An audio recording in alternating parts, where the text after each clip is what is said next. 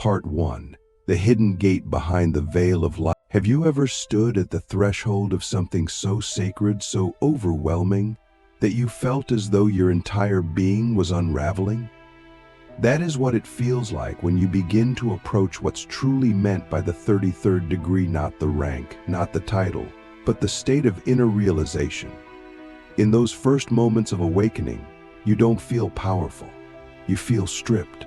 You feel as though someone has taken every belief you've ever held, laid it bare before you and asked, "Are you ready to lose it all to find what's real?" And most people say no, not with their words, but with their actions. Because the truth is, the 33rd degree is not an achievement, it's a surrender.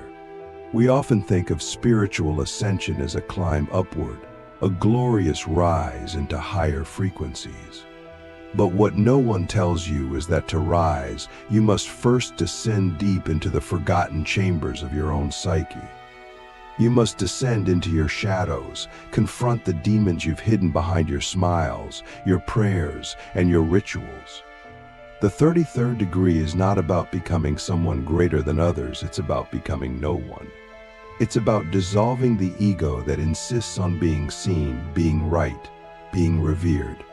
And in that dissolution, you begin to see for the first time. Do you know what it feels like to sit in a dark room, not because there's no light, but because your soul has blocked it out? That's what the descent looks like. At first you pray, you chant, you cry out to the heavens, but nothing answers. And why would it? The divine does not speak to the mask, it waits for the silence behind it. So you sit, and in that stillness, the demons come. Not the ones from myths or stories, but the ones you created, the ones born out of your traumas, your lies, your betrayals. They do not come to destroy you. They come to reveal you. Click subscribe to this channel to get more profound insights. And when they speak, they don't shout, they whisper. They say things you've tried to forget. They remind you of the moments when you abandoned yourself to be accepted, when you lied to keep the illusion alive. And in those moments, you realize something terrifying. These demons are not invaders. They are prisoners of your own making. They didn't come from hell, they came from within. And the 33rd degree is the place where you stop running from them, where you sit beside them, listen, and ask, what do you need to be free? So many chase the title of spiritual master, but very few are willing to become the student of their own pain. The true initiate does not seek to command spirits or open portals, they seek to reconcile the war within. And the deeper you go, the more you realize that every external conflict in your life was just a mirror of your internal fragmentation. The 33rd degree is not earned through rituals or ranks, it is earned through radical inner honesty. So let me ask you now, are you willing to give up everything you believe about yourself to discover who you actually are beneath it all? You see, enlightenment isn't a light switch, it's a fire, and it burns. It burns. It burns everything you thought you needed. It burns the pride, the certainty, the stories, and when it's done, all that's left is presence. Just you and the infinite, no longer separate. But that moment doesn't come unless you're willing to walk through the fire. That's why so few ever truly reach the 33rd degree, because they want the light, but they fear the cost. We talk about demons like they are some external threat. But what if I told you that your inner demons are sacred messengers? What if I told you they were the keepers of your forgotten truths? That every fear, every shame, every wound is a doorway to power, not power over others, but power over yourself. When you face them, not with judgment, but with compassion, they transform. They stop resisting. They start revealing. And what they reveal is the treasure you've been seeking in every book, every temple, every meditation. You. And the journey doesn't end with one breakthrough. The 33rd degree is not a destination. It's a perpetual state of becoming. The deeper you go, the more you shed. And yes, it's painful. But pain is not the enemy. Pain is the guide. Pain is the voice of the soul saying, there's something here you haven't healed yet. So you follow it, not with fear, but with reverence. You trust it to lead you to the places most people never dare to go. Ask yourself now, what parts of you have you abandoned to fit into the world's idea of who you should be? What dreams did you bury because they didn't make sense? What emotions did you numb because they were too much? Those are your demons, and they are not here to haunt you. They are here to hand you the keys to your liberation. But you must be brave enough to receive them. When you walk into the inner temple, the true temple, you don't find golden walls or sacred chants. You find silence. You find stillness. And in that stillness, something extraordinary happens. You begin to hear the voice of your own divinity. Not the voice of your conditioning, not the voice of your teachers, but the voice that has been whispering to you since before you were born. It says, you are already what you seek. You have always been. But to hear that voice, you must silence the others. The voice of doubt, the voice of unworthiness, the voice that says you're not ready. Those voices serve a purpose too. They sharpen your discernment. But they are not the truth. The truth is in the stillness. The 33rd degree is the moment when you stop chasing and start remembering. When you stop performing and start being. It's not flashy, it's not loud, but it is the most powerful thing you will ever experience. And you will cry, not because you're weak, but because you've never felt so seen, so real, so whole. The tears are not of sadness, they are of reunion. The reunion of your fragmented self with the divine essence that was never lost, only forgotten. And in that moment you understand, the demons were never blocking the path. They were guarding the treasure. And the treasure was always you. So I ask you again, are you willing to meet yourself in the places no one else can go? Are you willing to sit with your shame, your guilt, your fears, not to fix them, but to understand them? Because when you do, something miraculous happens. The war ends. The masks fall. And you emerge, not as a master above others, but as a human finally free. That is the real 33rd degree. Not a title, not a secret society, but the sacred act of remembering who you truly are beneath all illusions. And now the question becomes, what will you do with that freedom? Will you hide it? Will you sell it? Or will you share it with humility, with reverence, with love? Because the world doesn't need more gurus. It needs more people willing to be real, willing to be whole, willing to be free. That's what no one tells you about the 33rd degree and your inner demons. They're not the end of your journey. They're the beginning. Part 2, the throne beyond the abyss. When we speak of the abyss, most people feel fear. They imagine darkness, chaos, pain. But what if I told you that the abyss is not your enemy? The abyss is the womb of rebirth. It is the space where all identities dissolve and all truths are revealed, not the truths we read in books or hear from sages, but the truths that live in our bones, truths that have been whispering to us in dreams and breakdowns, in heartbreak and stillness. Those who reach the 33rd degree do not avoid the abyss, they sit in it. They learn to breathe in its silence, and in doing so they discover their throne. And make no mistake, this throne is not made of gold or jewels. It is carved from your own brokenness, your own surrender. It is built from every time you faced your pain and chose not to run. This throne is not given. It is earned not through dominance, but through devotion. Devotion to your inner truth. Devotion to your healing.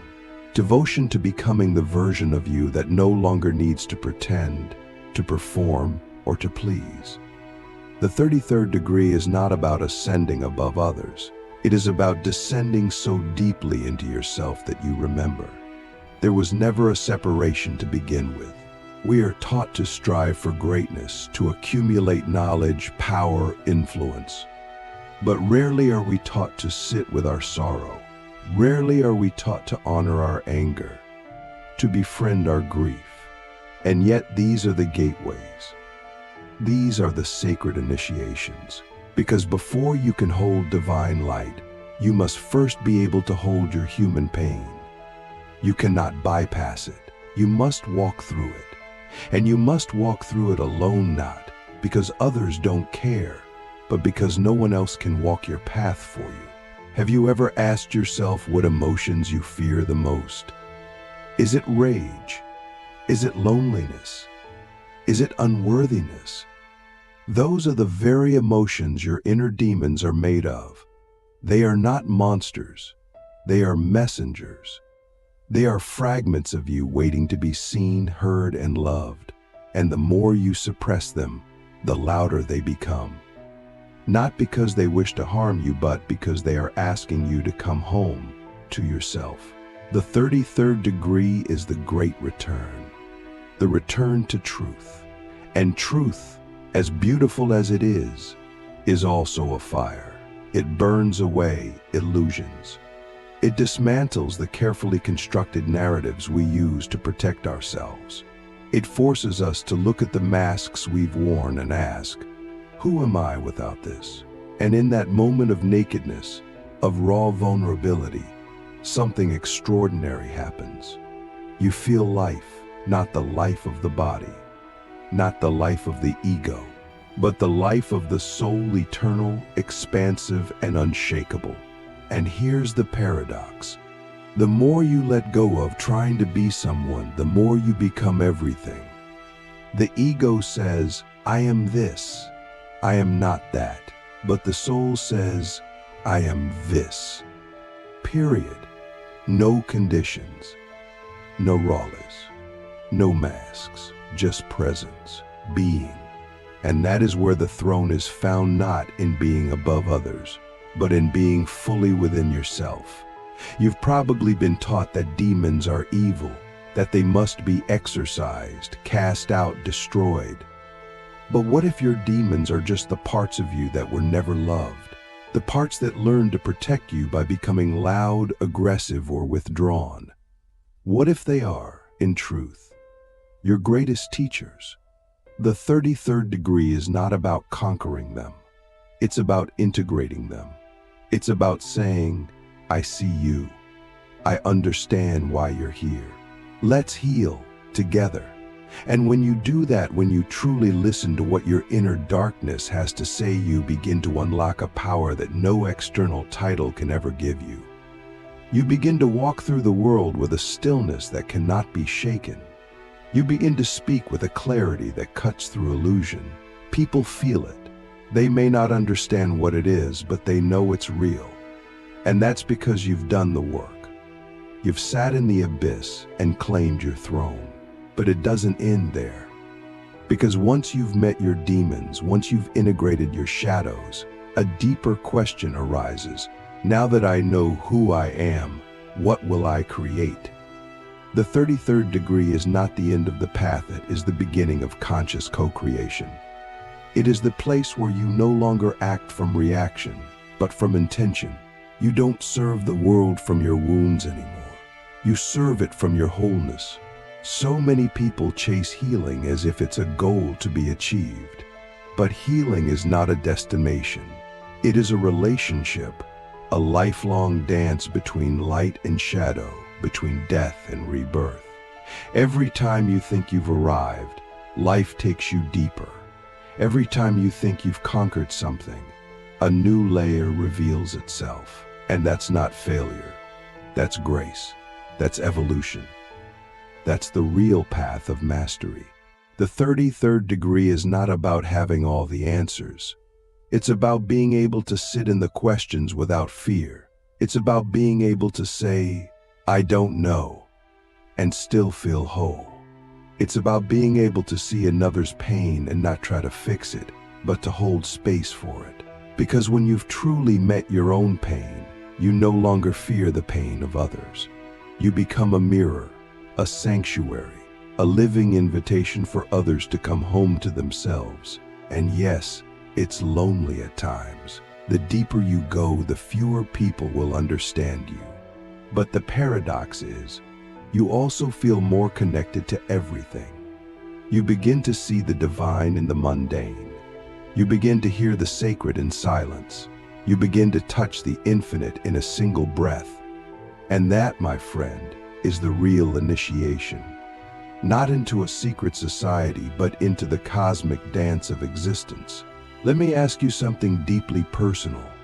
What would your life look like if nothing within you was rejected?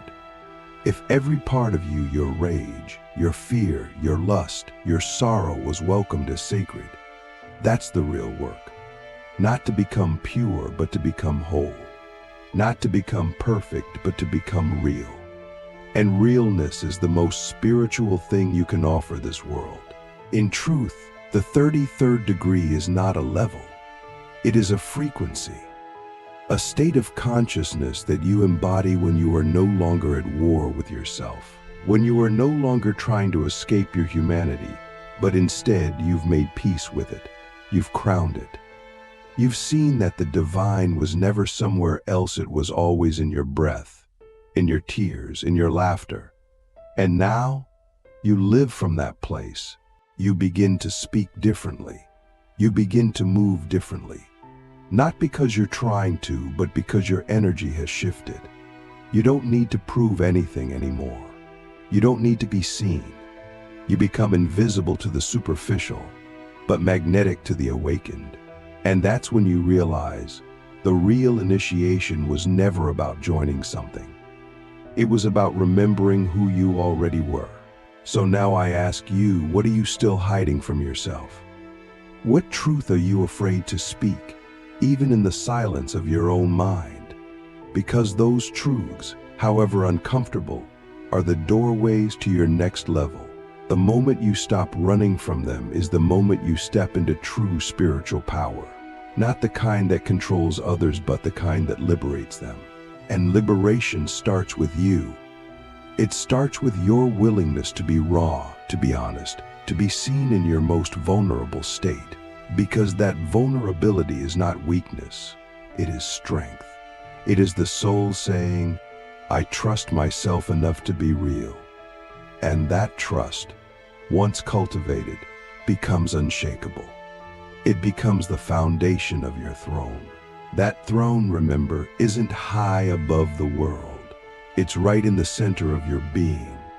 It's not about ruling others, it's about ruling yourself. Your emotions, your thoughts, your reactions. And from that place of inner mastery, you become a beacon. Not because you try to shine, but because you are no longer dimming your light. So here we are. You've walked this far. You've looked into the abyss. You've faced your inner demons. But the question remains, will you now claim your throne? Not as someone better, but as someone whole. Not to dominate, but to serve. Not to escape the world, but to meet it fully, with an open heart and a grounded soul. Part 3, the light that rises from the ruins. So here you are now standing in the ruins of who you used to be. The masks have fallen. The inner demons have been faced. The throne has been claimed not through conquest, but through surrender. And now, from this place of stillness, something begins to stir. It's not a roar. It's not a storm. It is a quiet rising. A light that moves from the deepest part of your being, slowly, steadily, without needing permission or applause. This is the light no one told you about. The light not born from perfection, but from presence. And this light, unlike any you've known before, doesn't blind, it reveals. It doesn't elevate you above others, it connects you to them. You begin to see the divine in the broken, the sacred in the flawed, the holy in the ordinary. You no longer need to escape the world to feel spiritual. The world is spiritual. Every moment, every breath, every encounter becomes a prayer. And you, now initiated, not by a ritual but by the rawness of truth, begin to live as a living temple. Let me ask you something now, something that could change the way you move through life. What if your purpose is not to be perfect, but to be fully alive? Not to be light instead of shadow, but to be the meeting point of both. The 33rd degree is not a clean, polished version of yourself. It is the version of you that has danced barefoot through the fire and come out burned, but beautiful. It is the version of you that has cried oceans and still has the courage to smile at the sky. This is what no one tells you. Your soul doesn't want you to be someone else. It wants you to be all of you. And now that you've seen the depth of your own darkness, you can hold space for the darkness of others. You no longer judge it. You no longer fear it. You become the light that doesn't try to fix, but simply remains. And in that presence, others begin to remember themselves, not because you told them what to believe, but because you showed them what it means to be free. And that is the ultimate power, not to change others, but to embody the change so fully that others feel safe to do the same. The world has more than enough teachers. What it needs now are examples, embodied souls who've done the inner work so deeply that their very presence becomes medicine. And this, we must remember, is a sacred responsibility, not to be perfect, but to be true. Not to be worshipped, but to be real. The 33rd degree is not about being above, it's about being within yourself, within your heart, within the present moment, completely and without resistance. And life will still challenge you. You will still lose people. You will still feel pain. But now you meet those experiences differently. You no longer ask, why is this happening to me? You ask, what is this showing me? And that shift alone transforms everything. Because now, even suffering becomes sacred. Even endings become beginnings. Even death becomes a midwife for rebirth. You begin to love differently too. Not from need, not from fear, not from control, but from freedom. You love without attachment. You trust without proof. You forgive without forgetting who you are. And people will be drawn to you, not because you shine, but because you see them. You hold them.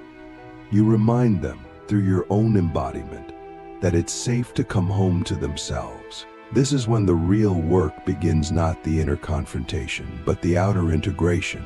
Can you carry your inner light into the world of noise? Can you remain grounded in your truth when the world pulls you to perform?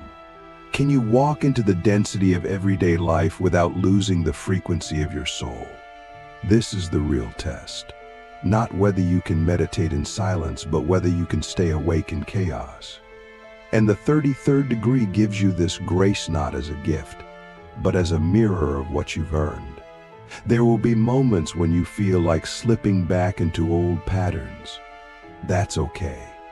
Integration is not linear. It is cyclical. Spiral. You return to the same lessons, but with deeper awareness. And each time, you choose a little more truth, a little more presence, a little more love. That's the real journey. Not to arrive, but to remain. To remain open, even when it's hard. To remain soft, even when it hurts. To remain you, even when the world forgets itself. And now that you've seen who you are beneath the illusions, you can never truly go back. You may pretend for a while, you may shrink, but your soul will not let you stay small. It will whisper, it will ache, it will call you back.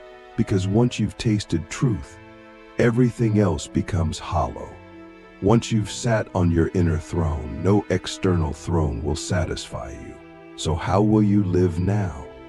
That's the question. How will you move through a world still asleep when you are awake? Will you judge it? Or will you love it into awakening? Will you hide your light to fit in? Or will you let it shine, even if it scares people? Because the world doesn't need you to be palatable. It needs you to be powerful. Not the kind of power that dominates, but the kind that liberates. You don't need anyone's permission to be whole. You don't need validation to be sacred. You don't need a title to be true. The 33rd degree lives in every soul willing to face itself completely. And when you live from that place, your life becomes a transmission. Everything you do, say, and create begins to carry a different frequency. Not because you're trying, but because you've become. And yes, there will still be days you forget. Days you fall back into fear. That's part of the path. But now, you remember faster. You return quicker. You don't shame yourself, you shepherd yourself. You become your own guide, your own sanctuary, your own beloved. And from that place you begin to serve not out of obligation, but out of overflow. Because your cup is no longer empty. It runs over with presence. So let me ask you one last time, what if the version of you you've been searching for is the one who has the courage to be fully here, right now? What if the 33rd degree is not a place you reach, but a truth you choose? What if your inner demons were never trying to destroy you, but to awaken you? And what if everything was always leading you back to the light within your own ruins? The old world is crumbling. The masks are falling. The illusions are thinning. And in the rubble, something ancient and sacred is rising. It is not new. It is remembered. It is not loud, but it is undeniable. It is you, the you that existed before fear, before conditioning, before forgetting. The you that knows how to walk with both light and shadow without losing balance. The you that no longer seeks to escape this world, but to embody divinity within it. That is the light that rises from the ruins. That is the essence of the 33rd degree. And that is what no one tells you because it cannot be taught. It must be lived. Now go. Walk your path not as a seeker, but as a sovereign. The world is waiting for you to remember. And when you do, you won't need to tell anyone. They'll feel it. They'll remember too.